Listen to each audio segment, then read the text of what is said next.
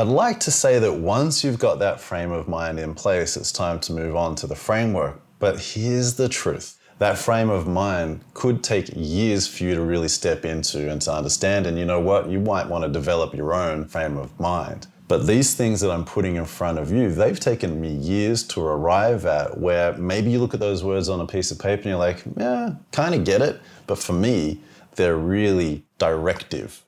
If I get lost, I just need to look at a set of words like the ones that I just ran you through, and I know what I need to do.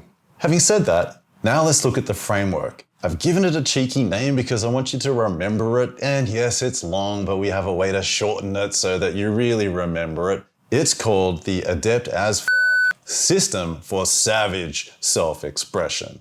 The shortened version, AS, that's how you say it. All we're trying to do with this little framework is to give you a rock to return to stand on, so that you can gather yourself and go back into the writing world again. The Adept ASU System for Savage Self-Expression is pretty simple. We start with A, audience. For whom do you want to write? This doesn't have to be overly complicated. And yes, there are writers who talk about writing for themselves and not for other people. That's cool. Writing for yourself, you could still say, is an audience. You could have multiple audiences, but hopefully you've got a sentence or two that represents the way they behave, the way they see the world, that can tie them all together. D is for desperation. Why are you desperate to write for these people and even to write for yourself? I think this is so important to think about, because if you get stuck, if you get lost, if you find yourself resisting your desire, your yearning to express, I think it's really useful to connect to a more urgent need and to think about a sense of desperation. And I got to tell you, a lot of people want to start podcasts. I get asked about that a lot. A lot of people want to have a personal brand on the internet. A lot of people want to write books, but they won't. And they won't keep going unless they can connect to a sense of urgency and identity, meaning identifying as a writer.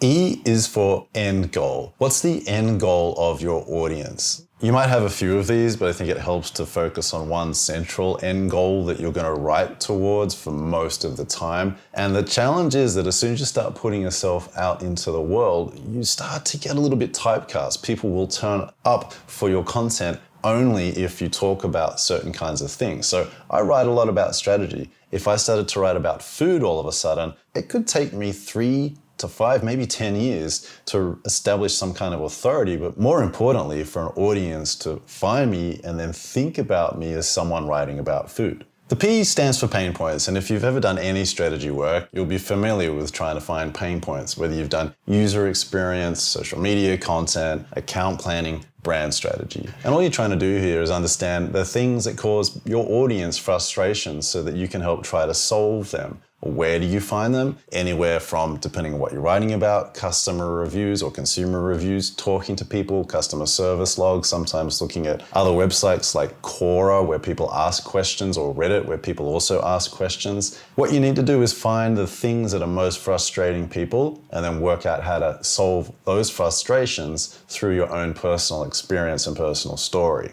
T is for topic, but that's not really the big word in this. The big word is hidden in the question, and the question is this: what's a topic you want to investigate for a few years to come? Investigate.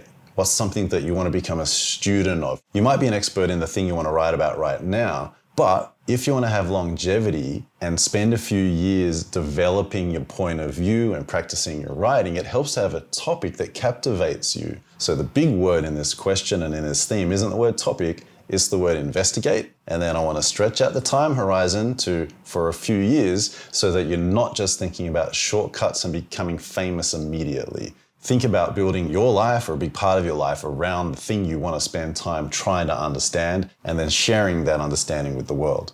A is for authors. Really, it should have been voices, but I couldn't make the acronym work with a V. What I want you to pay attention to is the different characters that bring you to life, the different voices in your head. You might have a serious voice, a sad voice, a happy voice, a crazy alien voice, whatever it is. Start paying attention to those voices as you talk to yourself, talk back to yourself, criticize yourself. Give them names and then give them a job to do, which is to appear in your writing. You could write an article or something on social in one voice, or you could potentially use multiple voices and develop a style that does that over time. I just like the idea of allowing yourself some flexibility with the way that you come to life, rather than thinking you have to operate always in one monolithic voice. Have some room to flex.